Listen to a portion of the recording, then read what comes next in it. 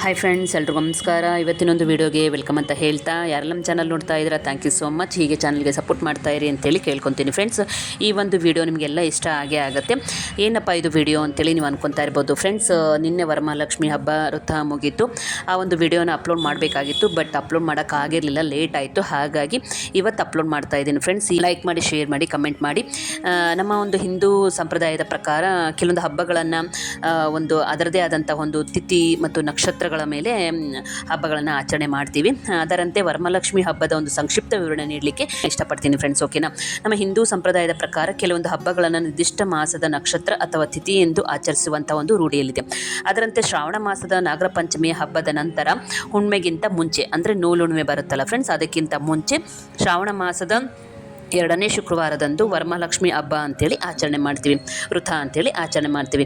ಈ ಒಂದು ವರಮಹಾಲಕ್ಷ್ಮಿ ಹಬ್ಬದ ಲಕ್ಷ್ಮೀ ದೇವಿಯ ಒಂದು ಸಂಕ್ಷಿಪ್ತ ವಿವರಣೆ ನೀಡಬೇಕು ಅಂತಂತಂದರೆ, ಮುನಿಗಳಲ್ಲಿ ಅತ್ಯಂತ ಕೋಪಿಷ್ಠರೆಂದರೆ ಖ್ಯಾತರಾದ ದುರ್ವಾಸ ಮಹರ್ಷಿಗಳ ಶಾಪದಿಂದಾಗಿ ದೇವೇಂದ್ರನು ರಾಜ್ಯಭ್ರಷ್ಟನಾದಾಗ ಸ್ವರ್ಗಲಕ್ಷ್ಮಿ ಸಹ ಸ್ವರ್ಗವನ್ನು ಬಿಟ್ಟು ವೈಕುಂಠವನ್ನು ಸೇರಿಕೊಂಡಾಗ ದೇವಲೋಕಕ್ಕೆ ದಾರಿದ್ರ್ಯ ಕಾಡತೊಡಗುತ್ತದೆ.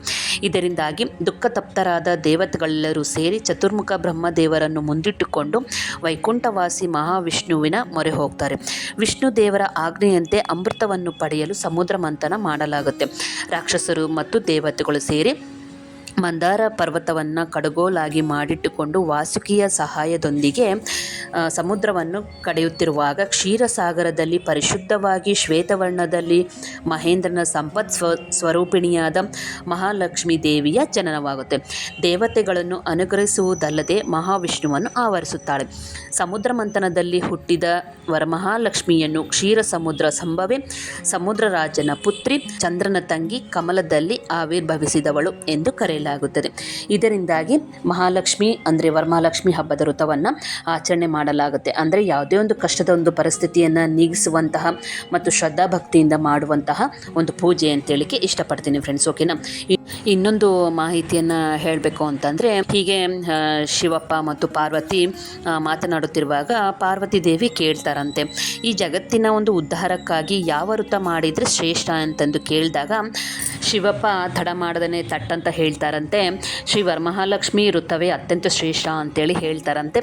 ಆವಾಗ ಒಂದು ಬಡ ಮಹಿಳೆಯಾದ ಚಾರುಮತಿ ಅಂತೇಳಿ ಅವರ ಒಂದು ಕುಟುಂಬದ ಬಗ್ಗೆ ತಿಳಿಸ್ಕೊಡ್ತಾರಂತೆ ಶಿವಪ್ಪ. ಅದು ಏನಪ್ಪ ಅಂತಂದರೆ, ಚಾರುಮತಿ ಅಂತೇಳಿ ಒಂದು ಕುಟುಂಬ, ಅವರ ಅತ್ತೆ ಮಾವ ತುಂಬ ಒಂದು ಅನಾರೋಗ್ಯದಿಂದ ಬಳಲ್ತಾ ಇರ್ತಾರಂತೆ. ಅತ್ತೆ ಮಾವ ಕಾಯಿಲೆ ಪೀಡಿತರಾಗಿದ್ದರೂ ಸಹ, ಬಡ ಕುಟುಂಬದವರಾಗಿದ್ದರೂ ಸಹ ಚಾರುಮತಿ ಏನು ಮಾಡ್ತಾರೆ, ಅತ್ತೆ ಮಾವರ ಒಂದು ಸೇವೆಯನ್ನು ಅಷ್ಟು ನಿಷ್ಠಾವಂತವಾಗಿ ಕಾಳಜಿಯಿಂದ ಸೇವೆಯನ್ನು ಮಾಡ್ತಾ ಇರ್ತಾರಂತೆ. ದೇವರಲ್ಲಿ ದಿನ ಬೇಡ್ಕೊತಾ ಇರ್ತಾರಂತೆ, ನಮ್ಮ ಅತ್ತೆ ಮಾವರ ಒಂದು ಕಾಯಿಲೆಯಿಂದ ದೂರ ಮಾಡೋ ದೇವರೇ ಅಂತೇಳಿ ಬೇಡ್ಕೊಳ್ತಿರ್ಬೇಕಾದ್ರೆ ಒಂದಿನ ಏನಾಗುತ್ತೆ, ಲಕ್ಷ್ಮೀ ದೇವಿ ಏನು ಮಾಡ್ತಾರೆ, ಕನಸಿನಲ್ಲಿ ಬಂದು ಚಾರುಮತಿಯ ಒಂದು ನಿಮ್ಮ ಅತ್ತೆ ಮಾವರ ಒಂದು ಸೇವೆ ಮತ್ತು ಕಾಳಜಿಗೆ ನಾನು ಮೆಚ್ಚಿದ್ದೇನೆ. ಶ್ರಾವಣ ಮಾಸದ 2ನೇ ಶುಕ್ರವಾರ ಹುಣ್ಮೆಗಿಂತ ಮುಂಚೆ ಬರುವಂಥ ಒಂದು ಶುಕ್ರವಾರ ನನ್ನನ್ನು ಪೂಜೆ ಮಾಡು, ನೀ ಏನು ಅಂದ್ಕೊಂಡಿರ್ತೀಯ ಆ ಎಲ್ಲ ಇಷ್ಟಾರ್ಥಗಳು ನೆರವೇರುತ್ತೆ, ನಿಮ್ಮ ಅತ್ತೆ ಮಾವರ ಒಂದು ಆರೋಗ್ಯನೂ ಸಹ ಸುಧಾರಿಸುತ್ತೆ ಅಂತೇಳಿ ಹೇಳಿ ಕನಸಿನಲ್ಲಿ ಹೋಗ್ತಾಳಂತೆ ಲಕ್ಷ್ಮೀದೇವಿ. ಆವಾಗ ಏನು ಮಾಡ್ತಾರೆ, ಚಾರುಮತಿ ಎಲ್ಲ ಸಂಬಂಧಿಕರಿಗೆ ಎಲ್ರಿಗೂ ಹೇಳ್ತಾಳಂತೆ, ಈ ರೀತಿ ಕನಸಿನಲ್ಲಿ ಲಕ್ಷ್ಮೀದೇವಿ ಹೇಳಿದ್ರು ಅಂತಂದು ಹೇಳಿದಾಗ ಅವಾಗ ಆಯಿತು ಅಂತೇಳಿ ಎಲ್ಲರೂ ಸೇರಿ ಹಬ್ಬವನ್ನು ವೃತವನ್ನು ಆಚರಣೆ ಮಾಡ್ತಾರಂತೆ. ಭಕ್ತಿ ಭಾವದಿಂದ ದೇವಿಯ ಆರಾಧನೆ ಮಾಡಿ ತಾಯಿಯ ಅನುಗ್ರಹವನ್ನು ಪಡೆದುಕೊಳ್ತಾರಂತೆ. ತದನಂತರ ಆಕೆಯ ಬಡತನ ನೀಗುವುದಲ್ಲದೆ ಅತ್ತೆ ಮಾವರ ಒಂದು ಕಾಯಿಲೆ ಸಹ ವಾಸಿಯಾಗುತ್ತಂತೆ. ಅಂದಿನಿಂದ ಪ್ರತಿ ವರ್ಷ ಆಕೆ ಬಂಧು ಮಿತ್ರರೊಡನೆ ತಪ್ಪದೇ ವರಮಹಾಲಕ್ಷ್ಮಿ ದೇವಿಯ ಒಂದು ವೃತವನ್ನು ಆಚರಣೆ ಮಾಡಿ ಸಕಲ ಆರೋಗ್ಯ ಮತ್ತು ಐಶ್ವರ್ಯವಂತಳಾಗಿ ಹಲವಾರು ವರ್ಷಗಳ ಒಂದು ಸುಖ ನೆಮ್ಮದಿಯಿಂದ ಜೀವನವನ್ನು ನಡೆಸ್ತಾರಂತೆ. ಈ ರೀತಿ ಶಿವಪ್ಪ ಪಾರ್ವತಿ ದೇವಿಗೆ ಹೇಳ್ತಾರಂತೆ, ಚಾರುಮತಿ ದೇವಿಯ ಒಂದು ಬಡ ಮಹಿಳೆಯ ಕುಟುಂಬದ ಬಗ್ಗೆ ತಿಳಿಸಿ ವೃತವನ್ನು ಆಚರಣೆ ಮಾಡೋದ್ರಿಂದ ಎಲ್ಲ ಒಂದು ಸಕಲ ಒಂದು ಇಷ್ಟಾರ್ಥಗಳನ್ನು ಈಡೇರೋದಲ್ಲದೆ ನಮ್ಮ ಒಂದು ಆರೋಗ್ಯನೂ ಸಹ ಸುಧಾರಿಸುತ್ತೆ ಅಂತೇಳಿ ಹೇಳ್ತಾರಂತೆ. ಈ ರೀತಿ ಕೆಲವೊಂದು ಮಾಹಿತಿಗಳನ್ನು ನಿಮಗೆ ತಿಳಿಸುವಂಥ ಒಂದು ಪ್ರಯತ್ನವನ್ನು ಮಾಡಿದೆ ಫ್ರೆಂಡ್ಸ್. ಈ ಒಂದು ವಿಡಿಯೋ ನಿಮಗೆಲ್ಲ ಇಷ್ಟ ಆಗುತ್ತೆ ಅಂತ ಅನ್ಕೋತೀನಿ. ಈ ಒಂದು ಕಲಿಯುಗದಲ್ಲಿ ಯಾವುದೇ ಜಾತಿಗಳ ತಾರತಮ್ಯವಿಲ್ಲದೆ ಪೂಜಿಸುವಂಥ ಏಕೈಕ ದೇವತೆ ಅಂತಂದರೆ ಅದು ಲಕ್ಷ್ಮೀ ದೇವಿ ಅಂತ ಹೇಳಕ್ಕೆ ಇಷ್ಟಪಡ್ತೀನಿ ಫ್ರೆಂಡ್ಸ್. ನಾವು ಮಾಡುವಂತಹ ಒಂದು ಯಾವುದೇ ವ್ರತಗಳಲ್ಲಾಗಲಿ ಅಥವಾ ಯಾವುದೇ ಒಂದು ಪೂಜೆ ಆಗಲಿ, ನಮ್ಮಲ್ಲಿರುವಂಥ ಒಂದು ನಿಷ್ಠಾವಂತತೆ, ನಮ್ಮಲ್ಲಿರುವಂಥ ಒಂದು ಒಂದು ಭಕ್ತಿ, ನಮ್ಮಲ್ಲಿರುವಂಥ ಒಂದು ಶ್ರದ್ಧೆಯಿಂದಾಗಿ ದೇವರು ಒಲ್ದೇ ಒಲಿತಾರೆ ಫ್ರೆಂಡ್ಸ್. ಹಾಗಾಗಿ ನಾವು ಮಾಡುವಂಥ ಒಂದು ವೃತ್ತದಲ್ಲಿ ಒಂದು ಶ್ರದ್ಧಾ ಭಕ್ತಿ ಇದ್ದಾಗ ದೇವರೊಂದು ಅನುಗ್ರಹವನ್ನು ಪಡೆದುಕೊಳ್ಬೋದು ಅಂತ ಹೇಳಿಕ್ಕೆ ಇಷ್ಟಪಡ್ತೀನಿ ಫ್ರೆಂಡ್ಸ್.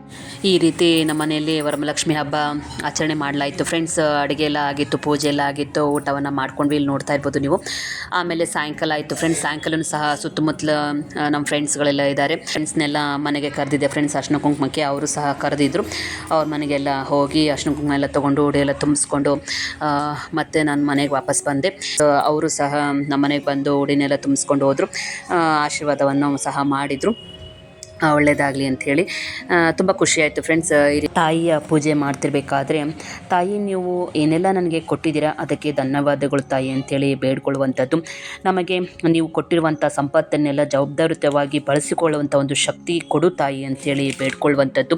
ಆಮೇಲೆ ನಮ್ಮ ಜೀವನದಲ್ಲಿ ನೀವು ಏನೆಲ್ಲ ತರ್ತಾ ಇದ್ದೀರೋ, ಅಂದರೆ ಅದು ಯಾರಿಂದನೂ ಸರಿ ಆಗಿರಲಿ ಅಥವಾ ಎಲ್ಲಿಂದನೋ ಆಗಿರಲಿ, ಯಾವುದೇ ಒಂದು ಗಿಲ್ಟ್ ಇಲ್ಲದೆ, ಯೋಚನೆ ಇಲ್ಲದೆ ಸ್ವೀಕರಿಸುವಂಥ ಒಂದು ಶಕ್ತಿ ಕೊಡು ತಾಯಿ ಅಂತ ಬೇಡ್ಕೊಳ್ಳುವಂಥದ್ದು.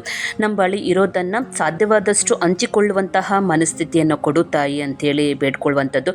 ಹಾಗೆ ಕೊಟ್ಟ ಮೇಲೆ ಅದನ್ನು ಮನಸ್ಫೂರ್ತಿಕವಾಗಿ ಕೊಟ್ಟಿದ್ದೀವಿ ಅಂತ ತಿಳ್ಕೊಂಡು ಆ ಒಂದು ಭಾವನೆ, ಆ ಒಂದು ಮನಸ್ಥಿತಿಯನ್ನು ಕೊಡು ತಾಯಿ ಅಂಥೇಳಿ ಬೇಡ್ಕೊಳ್ಳುವಂಥದ್ದು. ಆಮೇಲೆ ನಮ್ಮೆಲ್ಲ ಕನಸುಗಳಿಗೆ, ನಮ್ಮೆಲ್ಲ ಒಂದು ಆಸೆಗಳಿಗೆ ನಾವು ತೆಗೆದುಕೊಳ್ಳುವಂಥ ಒಂದು ನಿರ್ಧಾರಗಳು ಒಂದೇ ಒಂದು ದಿಕ್ಕಿನಲ್ಲಿ ಇರುವಂಥ ಒಂದು ಮನಸ್ಥಿತಿಯನ್ನು ಕೊಡು ತಾಯಿ ಅಂತ ಬೇಡಿಕೊಂಡು ತಾಯಿಯ ಒಂದು ಪೂಜೆಯನ್ನು ಮಾಡಿದಾಗ ನಮಗೆ ಆ ತಾಯಿ ಖಂಡಿತವಾಗಿಯೂ ಮನಸ್ಫೂರ್ತಿಕವಾಗಿ ಒಲಿದು ನಮಗೆ ಆಶೀರ್ವಾದನ ಮಾಡ್ತಾಳೆ ಅಂತೇಳಿ ಹೇಳಲಿಕ್ಕೆ ಇಷ್ಟಪಡ್ತೀನಿ ಫ್ರೆಂಡ್ಸ್. ಓಕೆನಾ. ಸಂಪತ್ತು ಅಂದಮೇಲೆ ನಾವು ಲಕ್ಷ್ಮಿ ಹತ್ರ ಬರೀ ಹಣ ಮಾತ್ರ ಕೇಳ್ತಾ ಇಲ್ಲ. ಹೆಣ್ಣು ಮತ್ತು ದೇವರು ಅನ್ನೋಕ್ಕಿಂತ ಹೆಚ್ಚಾಗಿ ಲಕ್ಷ್ಮಿ ಅನ್ನೋದು ಶಕ್ತಿ. ಆ ಶಕ್ತಿಯ ಹೆಸರೇ ಲಕ್ಷ್ಮಿ ಅಂತ ಹೇಳಿಕ್ಕೆ ಇಷ್ಟಪಡ್ತೀನಿ ಫ್ರೆಂಡ್ಸ್. ಕೇವಲ ಹಣ ಕೊಡೋದಲ್ಲದೆ ಸಂಪತ್ತು ಸಹ ಕೊಡ್ತಾಳೆ. ಅಂದರೆ ಸಂಪತ್ತು ಅಂತಂದರೆ ಅದರಲ್ಲಿ ಆರೋಗ್ಯ, ಗೌರವ, ಪ್ರೀತಿ, ಸುಂದರವಾದಂಥ ಒಂದು ಬದುಕು, ಶಾಂತಿ ಮತ್ತು ನೆಮ್ಮದಿಯಾದಂಥ ಒಂದು ಜೀವನ ಆಗಿರುತ್ತೆ. ಹಣ ಒಂದು ಭಾಗ ಆಗಿರುತ್ತೆ ಅಷ್ಟೇ ಅಲ್ವಾ ಫ್ರೆಂಡ್ಸ್. ಈ ರೀತಿ ನನಗೆ ಮಾಹಿತಿಗಳನ್ನು, ವಿಚಾರಗಳನ್ನು ತಿಳಿಸುವಂಥದ್ದು ಅಂತಂದರೆ ನನಗೆ ಭರತ್ ಸರ್ ಅಂತೇಳಿ ನಾನು ಮೊದಲೇ ಒಂದು ವಿಡಿಯೋದಲ್ಲಿ ಹೇಳಿದ್ದೀನಿ ಫ್ರೆಂಡ್ಸ್. ಅಧಿಕ ಮಾಸದ ವಿಡಿಯೋದಲ್ಲಿ ಮತ್ತು ನಾಗರ ಪಂಚಮಿ ಹಬ್ಬದ ಒಂದು ವಿಡಿಯೋದಲ್ಲಿ ನಿಮಗೆ ತಿಳಿಸಿದ್ದೀನಿ. ಅದೇ ರೀತಿ ಈ ಒಂದು ಹಬ್ಬಕ್ಕೂ ಸಹ ತುಂಬ ಸಂಕ್ಷಿಪ್ತವಾಗಿ ವಿವರಣೆಯನ್ನು ನನಗೆ ತಿಳಿಸ್ಕೊಟ್ಟಿದ್ದಾರೆ ಭರತ್ ಸರ್. ಭರತ್ ಸರ್ಗೆ ಥ್ಯಾಂಕ್ ಯು ಸೋ ಮಚ್ ಅಂತ ಹೇಳಿಕ್ಕೆ ಇಷ್ಟಪಡ್ತೀನಿ. ಹಾಗೆ ಪ್ರಜಾ ಅಂತೇಳಿ ಅವರು ನಮ್ಮ ತಮ್ಮನೇ ಸರಿ, ಕಂದಮ್ಮ ಅಂತ ಅಂದ್ಕೊಂಡು ವೀಡಿಯೋಸ್ಗಳನ್ನು, ರೀಲ್ಸ್ಗಳನ್ನು ಮಾಡ್ತಾ ಇರ್ತಾರೆ. ತುಂಬ ಚೆನ್ನಾಗಿ ಲಕ್ಷ್ಮೀ ದೇವಿಯನ್ನು ಕೂರಿಸ್ಬೇಕಾದ್ರೆ ಏನೆಲ್ಲ ಬೇಡ್ಕೊಬೇಕು ಅಂತ ಅನ್ನೋದನ್ನು ತಿಳಿಸ್ಕೊಟ್ರು. ಅವರು ಹೇಳಿದಂಥ ಒಂದು ಮಾಹಿತಿಗಳನ್ನು ಇಲ್ಲಿ ನಿಮಗೆ ತಿಳಿಸ್ಕೊಟ್ಟಿದ್ದೀನಿ ಫ್ರೆಂಡ್ಸ್. ಅವ್ರಿಗೂ ಸಹ ಥ್ಯಾಂಕ್ ಯು ಸೋ ಮಚ್ ಅಂತ ಹೇಳ್ತಾ ಈ ಒಂದು ವಿಡಿಯೋನ ಇಲ್ಲಿಗೆ ಮುಗಿಸ್ತಾ ಇದ್ದೀನಿ. ಯಾರೆಲ್ಲ ನಮ್ಮ ಚಾನಲ್ಗೆ ಸಪೋರ್ಟ್ ಮಾಡ್ತಾ ಇದ್ದಾರೆ, ಹೀಗೆ ಸಪೋರ್ಟ್ ಮಾಡ್ತಾ ಇರಿ ಅಂತ ಹೇಳ್ತಾ ವಿಡಿಯೋನ ಸ್ಕಿಪ್ ಮಾಡಿದೆ ನೋಡಿ. ವಿಡಿಯೋ ನೋಡಿದ್ದಕ್ಕೆ thank you friends. Bye friends ಎಲ್ರಿಗೂ.